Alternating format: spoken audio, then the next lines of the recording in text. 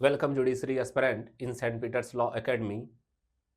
मैं आज आपको टीपीए के एक महत्वपूर्ण सेक्शन को लेकर प्रेजेंट हुआ हूं जो अनियोज्य दावे से संबंधित है और यह संपत्ति अंतरण अधिनियम की धारा 3 में परिभाषित की गई है।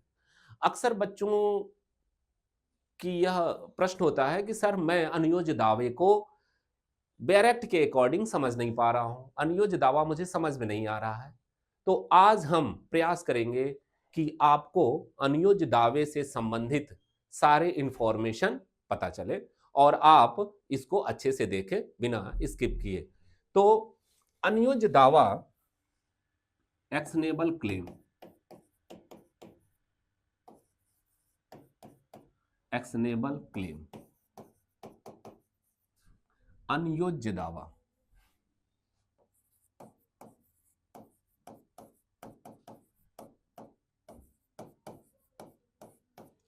अनियोज्य दावा क्या है, इसके अंतर्गत कौन कौन से दावे आते हैं, कौन कौन सी ऋण आते हैं। यह अनियोज्य दावा सामान्यतः एक ऋण को लेकर है, एक दायित्व को लेकर है जिसके लिए वह व्यक्ति कोर्ट में दावा करता है, सिविल न्यायालय में दावा करता है, क्लेम करता है, क्लेम है और इस क्लेम को ही हम अनियोज्य दावा कहते हैं। अब वो कौन सा मैटर होगा, कौन सा मामला होगा कि जिसे हम अनियोज्य दावा कहेंगे, तो यह टीपीए की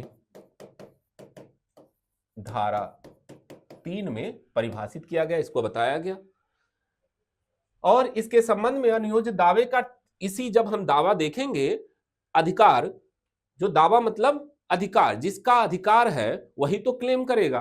अब ये जो इस दावे का, अनियोज्य दावे का जो अंतरण है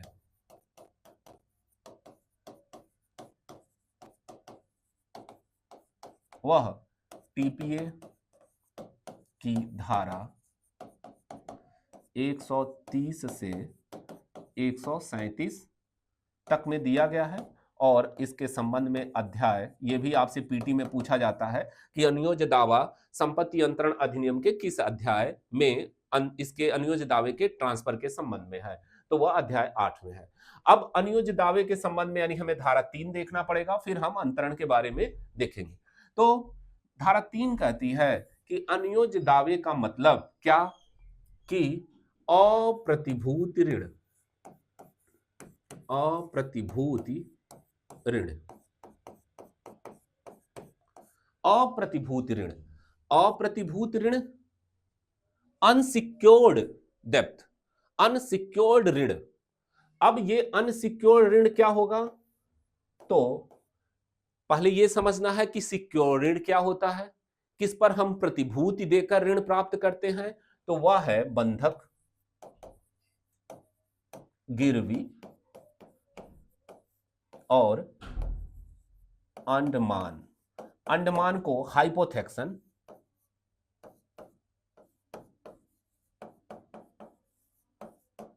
हाइपोथेक्सन, बंधक को मॉर्गेज और इसको प्लेज,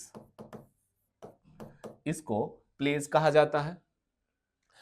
अब कह रहा है कि अनियोज्य दावा क्या होता है, अप्रतिभूत ऋण। धारा 3 देखोगे तो कहा अप्रतिभूत ऋण है और बंधक, गिरवी, अंडमान यह एक प्रतिभूत ऋण है।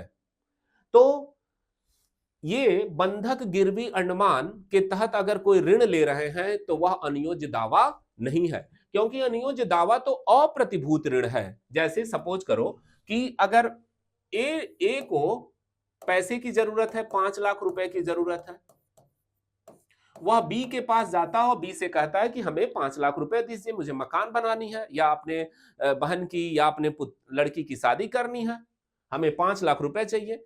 ये कह रहा है कि हम तुम्हें 5 लाख रुपए नहीं देंगे जब तक कि तुम इस ऋण के बदले कोई श्योरिटी नहीं रखते, कोई प्रतिभूति नहीं देते। अब अगर ये अपनी अचल प्रॉपर्टी, एक्स क्या है, अचल प्रॉपर्टी, अगर अपनी अचल संपत्ति इसके पास श्योरिटी के तौर पे रखता है तो यह क्या है, यह एक प्रतिभूति ऋण है। अब अगर मान लो कि 5 लाख रुपए इसने नहीं दिया तो ये क्या करेगा, चूंकि यह इसके कब्जे में रहता है, यह जो प्रॉपर्टी है, तो वह उसको बेचकर या जब्त करके अपना ऋण प्राप्त कर लेगा। तो अगर यह प्रतिभूति जो संपत्ति है वो उसको जो प्रतिभूति कहा जा रहा है कि यह क्या है, यह सिक्योरिटी है इस ऋण के बदले में। तो अगर यह अचल प्रॉपर्टी है, इमूवेबल प्रॉपर्टी है, तो यह जो सिक्योरिटी होगी उस इस पूरे प्रक्रिया को क्या कहेंगे, बंधक कहेंगे। और अगर यह चल प्रॉपर्टी होगी, अगर यही जो सिक्योरिटी है अगर यह चल प्रॉपर्टी है तो इसे हम प्लेस कहेंगे, गिरवी कहेंगे। यानी गिरवी और बंधक में क्या डिफरेंस हुआ, गिरवी में जो प्रतिभूति संपत्ति है वह चल संपत्ति होती है और बंधक में जो प्रतिभूति संपत्ति है वह क्या होगी, वह अचल प्रॉपर्टी होगी। और यह बंधक के संबंध में हमें टीपीए में देखना पड़ेगा। टीपीए के साथ के संबंध में अध्याय 4 की धारा 58 से लेकर 104 तक में बंधक और भार के संबंध में प्रावधान किया गया है। टीपीए के सेक्शन 58 से 104, सामान्यतः 58 से लेकर 99 तक में ही है, बाकी जो है चार्ज के संबंध में बताता है। तो ये पूरे अध्याय और अध्याय 4 में दिया गया है। जो स्पेसिफिक कॉन्ट्रैक्ट होता है, स्पेशल कॉन्ट्रैक्ट होता है, उसके अंतर्गत आते हैं, जैसे कि उपनिधान के अंतर्गत, उपनीति के अंतर्गत, बेलमेंट के अंतर्गत आता है। और यह सेक्शन 74 से के लेकर जो बेलमेंट के जो गिरवी के संबंध में प्रावधान है 174, 175 और 176, 77 में इसके संबंध में प्रावधान किया गया है। आप देख लोगे कि बेलमेंट में आता है। अगला कह रहा है अंडमान हाइपोथेक्सन। हाइपोथेक्सन क्या होता है, तो यह इसमें भी जो श्योरिटी जिसके बदले हम ऋण ले रहे हैं वह थोड़ा सा इनसे अलग होता है। इसमें यह जो प्रतिभूति संपत्ति है वह किसके कब्जे में रहती है, ऋणदाता के कब्जे में रहती है। और यहां अंडमान में जो जिसके बदले हम ऋण ले रहे हैं वह किसके कब्जे में रहती है, वह ऋणी के ही कब्जे में रहती है। जैसे अगर आप किसी बैंक से लोन ले रहे हो कि हम जो है कार खरीदेंगे, ये हमेशा ये जंगम संपत्ति में होता है, यानी यह भी चल प्रॉपर्टी में ही होता है अंडमान।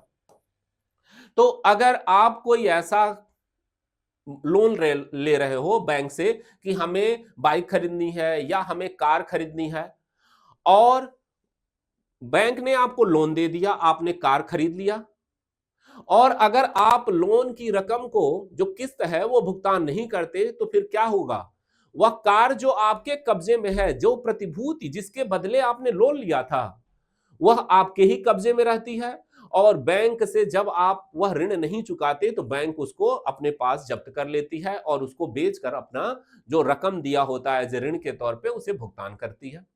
तो इनमें अंडमान में क्या होता है, अंडमान में जो प्रॉपर्टी है जिसके बदले हमने ऋण लिया है वह प्रतिभूति प्रॉपर्टी ऋणी के कब्जे में होती है और इनमें जो प्रॉपर्टी है वह ऋणदाता के कब्जे में होती है। और इसमें जो प्रतिभूति प्रॉपर्टी है और प्रतिभूति संपत्ति किसके कब्जे में रहेगी, ऋणी के कब्जे में रहेगी। और इसमें प्रतिभूति प्रॉपर्टी किसके कब्जे में रहेगी, ऋणदाता के कब्जे में रहेगी। जैसे अगर बंधक है तो बंधक करता है और जिससे ऋण लेता हो बंधकदार है, मॉर्गेजी है, तो वह क्या होगा, यह जो प्रतिभूति प्रॉपर्टी होगी वह मॉर्गेजी के पास रहती है। गिरवी में भी यही होता है, जो जंगम संपत्ति आपने प्रतिभूति रखी है वह ऋणदाता के कब्जे में रहती है। अंडमान में जो जंगम प्रॉपर्टी है वह कहां रहती है, वह ऋणी के ही कब्जे में रहती है। तो इस तरीके से क्या होगा कि यह अंडमान होगा और बंधक, गिरवी और अंडमान के तहत ये कंसेप्ट आएगा। तो कहा कि अब हम इसके बियॉन्ड अब एक दूसरे तरीके से ऋण ले रहे हैं। यह जो ऋण है, इस तरीके से जो ऋण ले रहे हैं वह अनियोज्य दावा नहीं है। अनियोज्य दावा तो अप्रतिभूत ऋण है। अप्रतिभूत ऋण का मतलब कि ऐसा ऋण जिसके लिए हमने कोई श्योरिटी नहीं दी है, ऐसा ऋण जिसके लिए हमने कोई श्योरिटी नहीं दी है। जैसे मान लो कि तुम्हें पैसे की जरूरत है, तुम अपने मित्र के पास जाते हो या किसी के पास जाते हो, सामान्यतः जो जानता है वही पैसा देता है आपको। आपने कहा कि भाई हमें 5 लाख रुपए की जरूरत है, हमें दे दो। और ये कहता है कि ठीक है मैं तुम्हें ऋण दे देता हूं, इसके बदले तुमने कोई प्रतिभूति नहीं रखी, कोई श्योरिटी नहीं रखी। हां, इसने तुम्हें 5 लाख रुपए दे दिया, अब तुम इसका 5 लाख रुपए नहीं लौटा रहे हो, नहीं दे रहे हो, तो यह क्या होगा, यही जो ऋण होगा वह अप्रतिभूत ऋण होगा। यह कौन सा ऋण है, अप्रतिभूत ऋण। अब यह जो उस ऋण की प्राप्ति के लिए जो दावा करेगा, क्लेम करेगा कोर्ट में, वह कौन सा क्लेम होगा, अनियोज्य दावा। इसी को कहते हैं अनियोज्य दावा। और अगर बंधक गिरवी के तहत जो आपने नहीं दिया धन, तो वह जो दावा करेगा, चाहे मोचन के लिए दावा हो या फोरक्लोजर के लिए दावा हो, चाहे जप्ती के लिए दावा हो, सेल के लिए दावा हो, विक्रय के लिए, तो वह जो है राइट टू सू कहलाता है, और यह जो कहलाएगा वह एक्शनेबल क्लेम कहलाता है। तो एक्शनेबल क्लेम मतलब बिना किसी श्योरिटी के आप अगर ऋण लिए हो, तो वह अगर आप फिर ऋण का भुगतान नहीं कर रहे हो, तो यह जो दावा करेगा, ऋणदाता जो दावा करेगा, वह जो दावा होगा वह एक्शनेबल क्लेम होगा। अगर जो ऋणदाता, आपने अगर पैसा नहीं दिया, तो ऋणदाता जो है जो क्लेम करेगा वह एक्शनेबल क्लेम कहलाएगा। अब इसमें कह रहा है कि जब आप बेयर एक्ट देखोगे तो उसमें कह रहा है कि यह जो ऋण है, हमने देखा कि एक ऋण जो अप्रतिभूत ऋण है, अब यह जो ऋण है वह क्या हो सकता है, वर्तमान में भी हो सकता है, वर्तमान प्रदोबभान,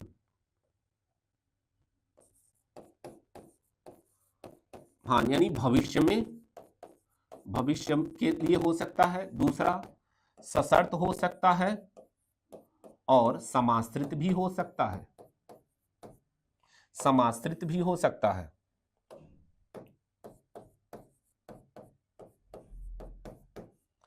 अब वर्तमान, प्रदोभान, सशर्त और समाश्रित भी हो सकता है। कौन सा ऋण, यह अप्रतिभूत ऋण। अब वर्तमान मतलब अगर वर्तमान में वह ऋण लिया जा रहा है, ए बी से कह रहा है कि हमें 5 लाख रुपए दीजिए, तो यह जो ऋण है वह वर्तमान ऋण है, अगर वह दे देता है तो वर्तमान ऋण है। इस तरह का ऋण हो। प्रदोभान मतलब कि बात तो वर्तमान में हो रही है, लेकिन ऋण प्राप्त किया जा रहा है, ऋण दिया जा रहा है कहां, भविष्य में। जैसे मान लो कि एक पति के ऊपर अपने पत्नी को मेंटेनेंस देना है, पत्नी और पति के बीच मेंटेनेंस को लेकर कॉन्ट्रैक्ट हुआ। पति कह रहा है कि हर महीने की 5 तारीख को मैं तुम्हें 5,000 रुपए दूंगा। अब बात तो आज हो रही है, लेकिन ऋण कब मिलेगा आपको, पैसा कब मिलेगा, 5 तारीख को। तो यह जो है, अब पत्नी को अगर 5 तारीख के पर ऋण नहीं दिया जा रहा है, वो पैसा नहीं दिया जा रहा है, तो फिर वो क्या करेगी, वह कोर्ट चली जाएगी और उसका ये जो दावा होगा वो कौन सा दावा होगा, एक्शनेबल क्लेम का। तो वही कह रहा है कि वर्तमान में संविदा हो पैसे की, लेकिन जो ऋण हो वह भविष्य में दिया जाए, भविष्य में दिया जाए। जैसे हम तुम्हें हर महीने की 5 तारीख पर भुगतान करेंगे, तो जब तक 5 तारीख नहीं आएगा तब तक यह दायित्व अनियोज्य दावा नहीं होगा, और अगर 5 तारीख आ गया और ऋण नहीं चुकाया, तब यह जो दावा करेगा वह अनियोज्य दावा होगा। उसी तरीके से सशर्त ऋण भी हो सकता है किसी शर्त के साथ। जैसे अगर यह कहे कि ए बी से कहता है कि मैं तुम्हें 5,000 रुपए तब दूंगा जब तुम सी से शादी कर लो, सी से शादी कर लो तो मैं तुम्हें 500 रुपए दूंगा। अब अगर यह सी से शादी कर लेता है बी और यह 5,000 रुपए इसको नहीं दे रहा है, तो बी क्या करेगा, दावा करेगा कोर्ट में, और यह दावा क्या कहलाएगा, अनियोज्य दावा कहलाएगा, भले ही यह सशर्त है। यह जो पैसा 5,000 रुपए अब मांग रहा है कि भाई हम तुम्हारे कहने से शादी कर लिए और अब तुम पैसा नहीं दे रहे हो, तो ये जो दावा होगा वह अनियोज्य दावा होगा। उसी तरीके से समाश्रित कॉन्टिजेंटल जो ऋण है, ये समाश्रित ऋण कैसे हो सकता है, अगर यह जो पैसा लिया जाए, ऋण लिया जाए, किसी अनिश्चित घटना के घटने पर देने की बात हो। जैसे मान लो ए कह रहा है बी से कि मैं तुम्हें 5 लाख रुपए तब दूंगा जब तुम्हारा बच्चा, पहला बच्चा लड़का पैदा हो। अगर तुम्हारा बच्चा लड़का पैदा हो रहा है, यानी तुम्हारा जो बच्चा है वह अगर सन हो रहा है, डॉटर नहीं सन हो रहा है, तब मैं तुम्हें 5 लाख रुपए दूंगा। अब ये इसका पहला ये तो समाश्रित है, और अगर मान लो कि बच्चा जो ये पैदा हुआ लड़का ही पैदा हो गया, अब ये दावा कर रहा है कि आप 5 लाख रुपए दीजिए, तो यह जो दावा होगा वह कौन सा दावा होगा? अनियोज्य दावा। तो इस तरीके से जो यह अप्रतिभूत ऋण है, चाहे वह वर्तमान में हो, चाहे भविष्य में हो, चाहे सशर्त हो या समाश्रित हो, तो ऐसा जो ऋण है, ऐसा जो ऋण है और उसके प्राप्त उसके लिए जो दावा कर रहे हैं, उस ऋण की प्राप्ति, उस धन की प्राप्ति के लिए जो दावा कर रहे हैं, वह दावा क्या होगा? अनियोज्य दावा होगा। तो ये कहा। दूसरा इसका जो है धारा 3 का तो ये पहला पार्ट है। धारा 3 का जो आप देखोगे ख, वह कहता है कि दावे में, धारा 3 में जो परिभाषा दी गई, बी कह रहा है कि एक अचल संपत्ति में, सॉरी, चल संपत्ति में हित रखने वाले दावेदार, चल संपत्ति में हित रखने वाले दावेदार के द्वारा, फायदा प्रति हित रखने वाले, चल संपत्ति में यहां फायदा प्रति जोड़ दें, फायदा प्रति हित रखने वाले दावेदार के द्वारा दावा। लेकिन वह जो चल संपत्ति है पहला, लेकिन क्या होगा? चल संपत्ति दावेदार के वास्तविक कब्जे में न हो। दूसरा, चल संपत्ति दावेदार के आणविक कब्जे में न हो, आणविक कब्जे में न हो। यानी चल संपत्ति में फायदा प्रति हित रखने वाले किसी दावेदार के द्वारा दावा, जो चल संपत्ति दावेदार के वास्तविक कब्जे में नहीं है, और जो चल संपत्ति दावेदार के आणविक कब्जे में नहीं है। दोनों तरीके से कब्जे में नहीं होना चाहिए। जो चल संपत्ति में हित रख रहा है, जो स्वामी है, वह उसके द्वारा दावा किया गया, लेकिन वह जो चल संपत्ति है, मूवेबल प्रॉपर्टी है, वह वास्तविक रूप से इसके कब्जे में नहीं है और आणविक रूप से भी उसके कब्जे में नहीं है। जैसे एग्जाम्पल के तौर पे अगर हम समझें कि जैसे मान लो कि अगर तुम्हें 100 बोरी गेहूं की जरूरत है, 100 बोरी गेहूं की जरूरत है, तुम गोदाम में जाते हो, गेहूं के जो गोदाम का मालिक है उसे कहते हो कि मुझे 100 बोरी गेहूं चाहिए। आप उसको पैसा भी दे देते हो, लेकिन आप कहते हो कि मैं जो है यह गेहूं 2 दिन बाद या 3 दिन बाद ले जाऊंगा।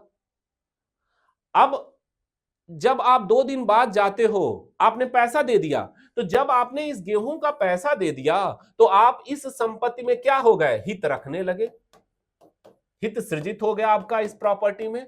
इस गेहूं 100 बोरी गेहूं पर क्या हो गया? आपका हित सृजित हो गया, क्योंकि आपने पैसा दे दिया है, इसका मूल्य दे दिया। अब जब आप जाते हो गेहूं लेने, तो ये गोदाम का मालिक कहता है कि मैं आपको गेहूं नहीं दूंगा, और चूंकि यह गोदाम में ही है, तो उस प्रॉपर्टी पे ना तो आपका वास्तविक कब्जा है और नहीं आणविक कब्जा। आणविक कब्जा का मतलब, अगर मान लो कि गोदाम की चाबी लेकर आए हो तुम, आणविक कब्जा माना जाता है। और वास्तविक कब्जा जब आप गेहूं खुद अपने गाड़ी पे ले लिए, अपने कब्जे में ले लिए, उसको रखवा के अपने घर आ गए, तो ये दोनों कंडीशन ना हो और फायदा प्रतिहित उस प्रॉपर्टी में है, तो बाद में जब वह इनकार कर रहा है कि नहीं मैं यह आपको नहीं दूंगा, यह 100 बोरी गेहूं नहीं दूंगा, तो आप जो दावा कर रहे हो वह क्लेम करोगे कोर्ट में जाकर, तो यह जो क्लेम होगा वह कौन सा होगा? अनियोज्य दावा होगा। इसी को अनियोज्य दावा कहते हैं। अब लेकिन यह जो सारे जो ऋण हैं, ये जो दावा है, वह कैसा होना चाहिए? वो कहा कि वह सिविल न्यायालय में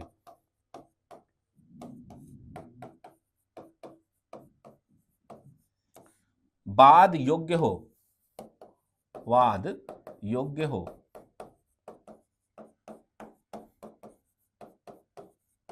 वाद योग्य होना चाहिए। सिविल न्यायालय में क्या होना चाहिए? वाद योग्य होना चाहिए। अनुतोष आप इसके लिए सिविल कोर्ट में जा सकते हो। ऐसा ऋण होना चाहिए, ऐसा जो दावा होना चाहिए वो क्या होना चाहिए? आप सिविल कोर्ट में जा सकते हो। ऐसा दावा या ऋण जिसके लिए आप सिविल कोर्ट में जा सकते हो, जैसे यानी वह लोकनीति के विरुद्ध नहीं है। अगर लोकनीति के विरुद्ध है तो फिर आप दावा नहीं कर सकते। जैसे ये कहे कि मान लो कह रहा है कि ए बी की शादी नहीं हो रही है और बी कह रहा है कि तुम मेरी शादी करा दोगे तो मैं तुम्हें 500 रुपए या 5,000 रुपए दूंगा। अब ये नहीं, इसकी शादी ये करा दिया, अब यहां यह पैसा नहीं दे रहा है, तो यह लोकनीति के विरुद्ध है, इसके लिए आप कोर्ट नहीं जा सकते।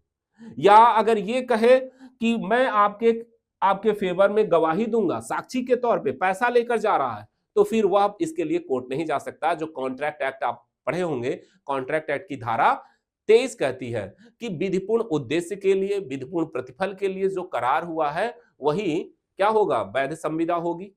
उसी के लिए आप कोर्ट में जाओगे। तो वही स्थिति यहां भी लागू होती है। और यह जो जितने ऋण होंगे, अगर वह धारा 23 के अकॉर्डिंग हो रहे हैं, विधि के अकॉर्डिंग ऋण की बात हो रही है, तो वह बिना प्रतिभूति अगर ऋण लिया गया है या चल संपत्ति पर हित रखने वाले व्यक्ति द्वारा जो दावेदार के वास्तविक और आणविक कब्जे में नहीं है, तो उस दशा में यह क्या होगा? यह दावा करेगा।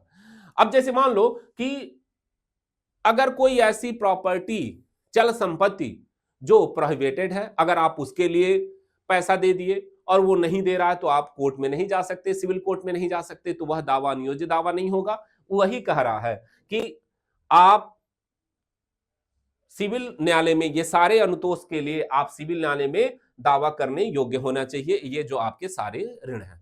तो अनियोज्य दावा एक ऐसा अप्रतिभूत ऋण है जो वर्तमान में, प्रदोभान भविष्य में सशर्त और समाश्रित दिया गया है, उसके लिए जो दावा अनियोज्य दावा होगा।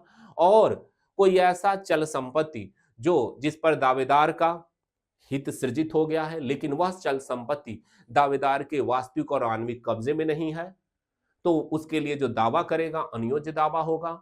और यह सारे जो हैं वह सिविल कोर्ट में अनुतोष प्राप्त करने के लिए योग्य हो, जिसे हम सिविल कोर्ट में जाकर हम अनुतोष प्राप्त करने के योग्य हैं, तभी यह आप जो दावा करते हो वह अनियोज्य दावा होगा। तो यही धारा 3 है, एक्शनेबल क्लेम। आशा करता हूं कि आपको यह समझ में आया होगा। कमेंट करके बताएं कि यह इंफॉर्मेशन कैसा लगा। धन्यवाद।